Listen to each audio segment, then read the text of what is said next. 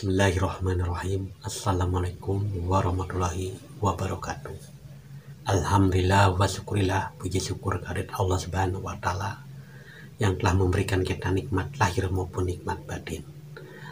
Salam serta salawat kita limpahkan ke baginda Rasulullah SAW beserta keluarga dan para sahabat-sahabatnya. Bismillahirrahmanirrahim. Allahumma sholli ala sayyidina Muhammad wa ala ali sayyidina Muhammad. Rabbi sodri wa yassiri amri wahlul 'uqdatam min lisani yafqahu qawli. Amma ba'du. Sahabat Kang Darman dimanapun berada, khususnya sahabat jamaah Zikir Nafas Sadar Allah, umumnya sahabat-sahabat Kang Darman di seluruh penjuru dunia. Alhamdulillah wa syukurillah, pada kesempatan kali ini Kang Darman akan berbagi perihal tentang Aku adalah Allah. Allah adalah Tuhannya manusia yang wajib kita imani. Aku inilah Allah, kata Allah. Tanpa Allah, kita tidak bisa mengucap kalimat Allah. Bila kita belajar ma'rifatullah dan mengakui Allah atau mengaku sebagai Allah, itu sama dengan murtad kepada Allah yang telah menciptakan diri kita. Nah, namun Allah itu harus kita sadari dan hilangkan segala pengakuan, walaupun kita belajar ketauhidan, kemarifatan atau tasawuf, tidak boleh mengaku sebagai Allah, karena Allah tidak bisa diaku. Aku adalah Allah ini sesuai dengan Al-Quran surat Toha ayat 14 yang artinya, sungguh aku ini Allah, tidak ada Tuhan selain Allah. Nah, jadi aku ini di dalam Al-Quran itu menegaskan aku ini adalah Allah yang harus kita imani, kita sembahi. Nah,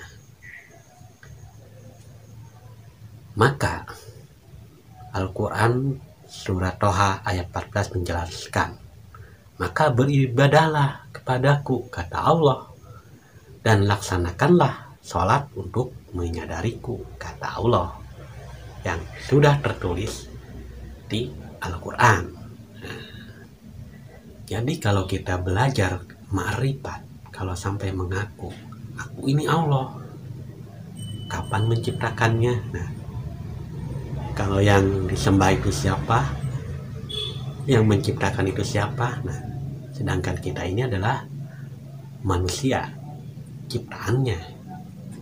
Nah, maka sahabat-sahabat, ketika kita belajar ketauhidan, kemarifatan, kita tidak boleh terlena. Kita harus terus sadar. Memang benar adanya banyak fenomena, sensasi ketika kita belajar ketuhanan dengan metode zikir nafas.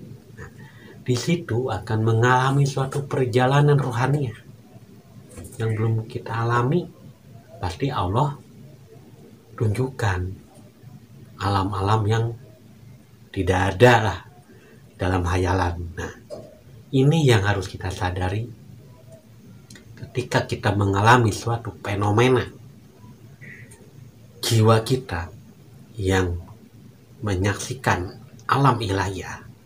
Jangan sampai kita ini mengaku bahwa aku adalah Allah. Nah, sudah jelas ditegaskan di Al-Quran surat Toha ayat 14, yang artinya, sungguh aku ini Allah, tidak ada Tuhan selain aku, itu kata Allah. Maka beribadahlah kepadaku dan laksanakanlah sholat untuk menyadari aku. Nah, itu kalamullah, kata Allah yang tertulis di dalam Al-Quran. Maksudnya Allah itu menciptakan manusia untuk mengimaninya, untuk mengibadahinya. Nah, kita ini manusia. Nabi juga manusia, para wali juga manusia. Mereka tetap beribadah, mereka tetap sholat. Maka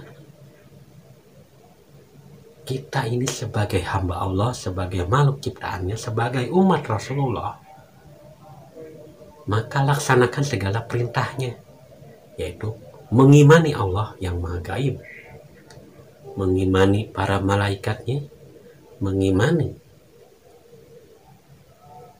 apapun yang terjadi itu atas kehendak Allah. Nah, maka laksanakanlah pengabdian kita sebagai hamba, yaitu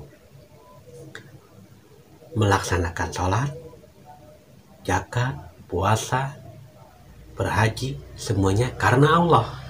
Nah, maka itulah yang disebut dengan orang yang ma'rifatullah atau sadar Allah.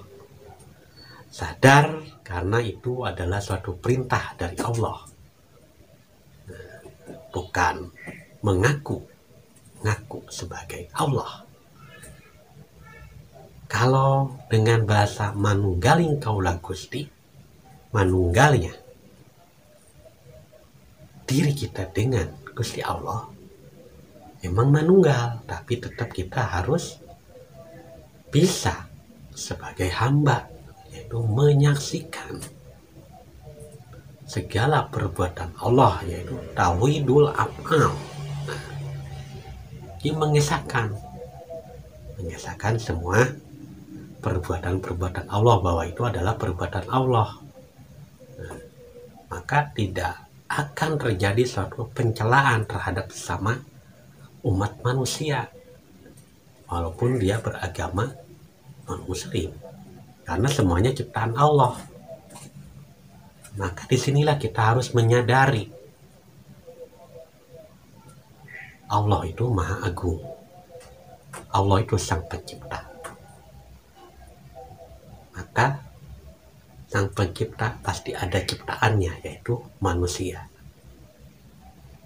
Nah, jangan sampai kita ini salah kaprah, jangan sampai tersesat di tengah jalan di dalam belajar ilmu hakikat atau ma'rifat, tasawuf, tauhid. Tapi cukup semua itu kita sadari, sadar Allah. Nah, kalau sudah sadar Allah, ngapain? Ya itu nih, menjalankan segala perintah Allah. Kalau di konsep DNS atau pikir napas sadar Allah, ada satu metode yang namanya ATP, amanah tanda perintah. Disitulah puncak spiritual kerohanian kita, puncaknya belajar ilmu hakikat, yaitu menjalankan amanah tanda perintah. Itulah yang disebut dengan orang yang bertakwa, yang selalu menjalankan segala perintahnya. Karena kita ini diamanahkan oleh Allah Subhanahu wa Ta'ala, maka amanah ini harus kita pertanggungjawabkan. Nah, di dalam amanah pasti ada tanda-tanda. Tanda itulah yang mendorong atau membuka suatu perintah dari Allah untuk diri kita sebagai hamba. Maka sudah jelas, aku adalah Allah. Aku di sini bukanlah aku ini, tapi aku itu kata Allah. Karena Allah adalah Tuhan sang pencipta alam semesta, yang harus kita sadari, kita yakini, kita imani. Dan kita harus berhati-hati, harus teliti di dalam belajar hakikat. Jangan sampai meninggalkan syariat, karena syariat adalah satu amanah yang harus kita laksanakan. Jangan mentang-mentang kita ini sudah paham, sudah hafal ilmu hakikat, sudah mengenal Allah atau ma'rifat, tapi tidak menjalankan perintahnya, terutama sholat. Nah, Nabi juga sholat, padahal Nabi itu adalah Ihsan Kamil Mukamil, tapi beliau tetap sholat karena sebagai pengabdiannya seorang hamba, seorang kekasih Allah yang selalu mengabdi karena Allah. Marilah kita sama-sama belajar untuk tetap istiqomah dalam melaksanakan segala perintah Allah Subhanahu wa Ta'ala, agar Allah selalu membimbing kita ke jalan yang lurus. Semoga apa yang pribadi sampaikan saat ini bermanfaat bagi diri pribadi dan bermanfaat pula bagi sahabat-sahabat Kang Darman Denesa dimanapun berada. Akhirul kalam, wassalamualaikum warahmatullahi wabarakatuh.